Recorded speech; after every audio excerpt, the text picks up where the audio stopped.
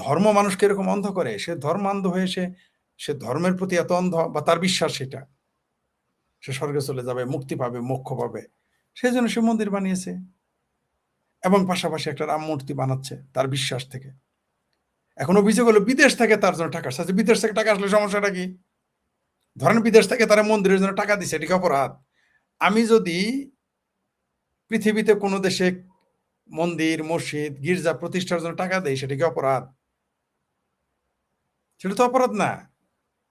যদি তাকে কেউ দিয়েও থাকে সেটা অপরাধ না। তার চেয়ে বড় কথা সে নেয় নাই। তার উকিল কি বলেছে যে তার সমস্ত এই দেশের যারা তারাই তাকে টাকা দিয়েছে, অনুদান দিয়েছে। এত শত শত হাজার হাজার লাখ লাখ মাদ্রাসা বানাইলেন বিদেশি টাকা দিয়ে, ওটা আরাম। আর এই হরিদাস চন্দ্র, তরণী দাস, সে বাংলাদেশের হিন্দুদের কাছ থেকে টাকা, এখানে যে মুসলমানের টাকা নেই তাকে আমরা বুঝলেন। এখানে যদি 5,000 লোক অনুদান দিয়ে থাকে, এর মধ্যে অন্তত 100 লোকের অনুদান আছে তারা মুসলমান। আপনি মনে করেন খালি ওই হিন্দুরাই খালি মসজিদ বানায়? 2-4 জন মুসলমান আছে তারা মন্দিরে চাঁদা দেয়, এই বাংলাদেশে দেয়, আওয়ামী লীগ বিএনপিরাই দেয়, এমনকি জামাতের লোকেরাও চাঁদা দেয়। সেই খবর তো আপনারা এই মন্দিরে যে জামাতের লোক, বিএনপি লোক, আওয়ামী লীগের লোকের নেতারা চাঁদা দেন, তার গ্যারান্টি কেমনে দিলেন মুসলমানেরা? সেই প্রসঙ্গ আমি রাখলাম।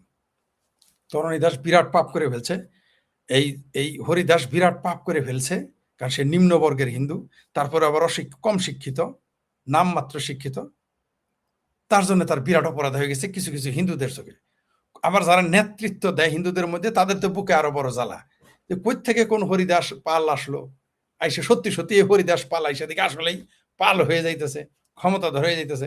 এদের আবার লজ্জা, একজন উকিল, ডক্টরেট, ইঞ্জিনিয়ার, ডাক্তার, ব্যারিস্টার, তাদের আবার ইজ্জত চলে যায় যে একটা ইন্টারমিডিয়েট পাস একটা ছেলে, তাও নিম্ন বর্ণের, আইসা হিন্দুদের নেতা হয়ে যাবে। আহা! কিন্তু মুসলমানদের উষ্টা খাইতে সমস্যা নাই, তাদের থাবড়া খাইতে সমস্যা নেই। আজকেও দেখলাম এই যে বাংলাদেশের একজন নায়ক হিন্দুদের মালনের বাচ্চা বলে ডাকলো, একজন বিখ্যাত কিংবদন্তি নায়ক সোহেল রানা, শিক্ষিত মানুষ, কিন্তু ঢাকা বিশ্ববিদ্যালয়ে পড়ালোক, প্রকাশ্য টিভিতে বলে মালনের বাচ্চা বলে, মালোয়ান বলে হিন্দুদের।